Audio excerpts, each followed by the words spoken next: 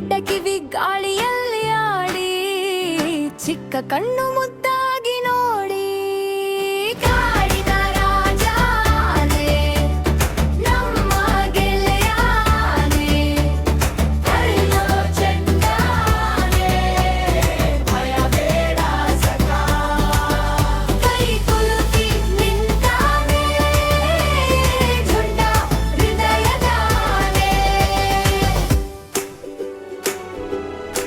ಸೊಂಡಿಲು ಎತ್ತಿ ನೀರು ಚಿಮ್ಮಿ ಮಕ್ಕಳಿಗೆ ಕೊಟ್ಟ ತಂಪು ನಗುಮಿ.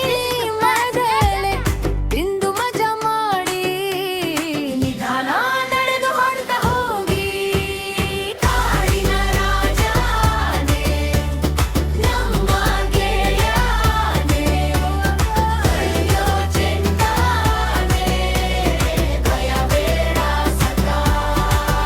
ಕೈ ಕುಲುಕಿ ನಿಂತಾನೆ, ದೊಡ್ಡ ಹೃದಯದಾನೆ.